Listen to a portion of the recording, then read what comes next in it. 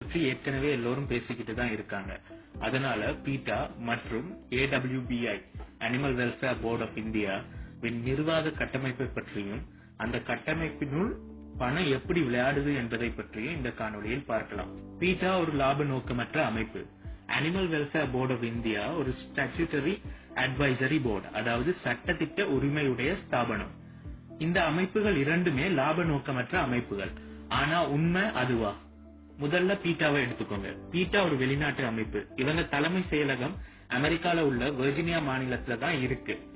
உலகத்தில் உள்ள மிருகங்களின் நலனுக்காக போராடுறதுதான் இந்த அமைப்பின் கொள்கை. ஆனா இவங்க செயல்பாடோ அப்படி இல்லை. இவங்க தலைமை செயலகம் இயங்கி வரும் வெர்ஜீனியா மாநிலத்துல இவர்களின் பராமரிப்பின் கீழ் வரும் 96% மிருகங்களை கொல்வதுதான் இவங்க வேலை. இந்த மிருகங்களை பராமரிக்க இவங்க எந்த நடவடிக்கையும் எடுப்பதில்லை. மிருகங்களை பராமரிக்கவோ பாதுகாக்கவோ இவங்க பணம் செலவு செய்வதே இல்லை. அப்படி என்றால் இவர்களின் பணம் எங்கே போகிறது? பீட்டாவின் ஆண்டறிக்கையை பாத்தீங்கன்னா அதுல இவர்களின் அதிகப்படியான செலவுகள், அதாவது மொத்த செலவுகளில் இருந்து 82.60% செலவு புரோகிராம் சர்வீசஸ் என்ற பிரிவுக்குள்ளதான் போகுது.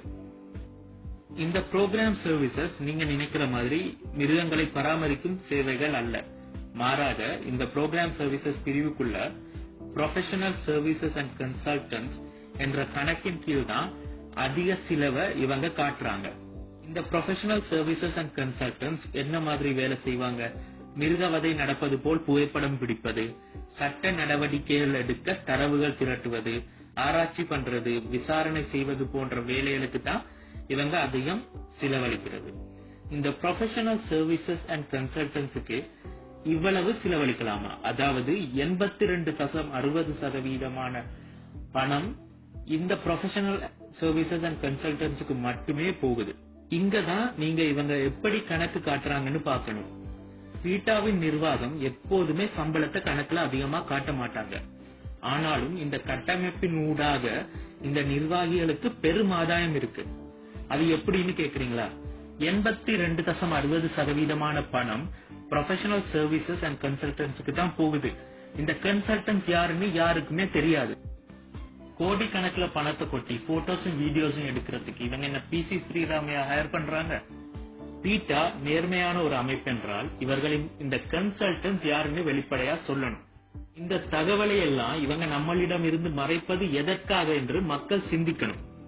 சுருக்கமா சொல்லணும் என்றால், வெளிநாட்டுல நாய்க்கு பிஸ்கட் போடுற கூட்டத்திடம் போய் look at this poor India barbaric camels ஒரு 4 போட்டோஸை காட்டி இந்த காட்டு மிராண்டிகளிடம் இருந்து மிருகங்களை காப்பாற்ற உதவி செய்யுங்கள் என்று சொல்லி ஃபண்ட் ரைசிங் என்ற பெயரில் பணத்தை திரட்டுவாங்க.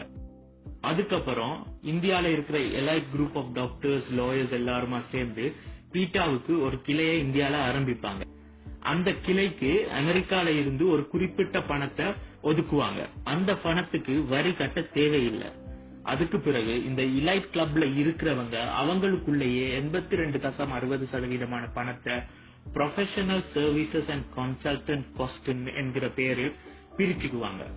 மிச்சம் மீதி இருக்கிற பணத்துல ஊர்ல இருக்கிற மேனா மினிக்கியல், விஷால், ஏமி ஜாக்சன் போன்ற நடிகர்களை வைத்து விளம்பரம் செய்து அவங்க கூட செல்ஃபி எடுப்பாங்க. அப்புறம் வெளிநாட்டு நிறுவனங்களுக்கு சாதகமாக சட்ட நடவடிக்கைகளை இந்தியால செய்வாங்க. இதுதான் இவங்க கட்டமைப்பு, இதுதான் இவங்க வேலை. ஆனா கேட்டா என் வாழ்க்கை இந்த தருணத்துக்கு தான் மாத்திரம்தான். நான் கவு, க்ரோ, காக்ரோச், கேமல், கேட்டர்பில்லர் எல்லாத்துக்கும். ஷன்னோ அஸ்து த்விபதே ஷன் சதுஷ்பதே. கடைசியில இட்ஸ் ஆல் அபவுட் மணி. அடுத்த காணொளியில animal welfare board of India பற்றி பார்ப்போம். நன்றி. லெஃப்ட் அவுட் வாய்ஸஸுக்காக அருள்மொழி செழியன்.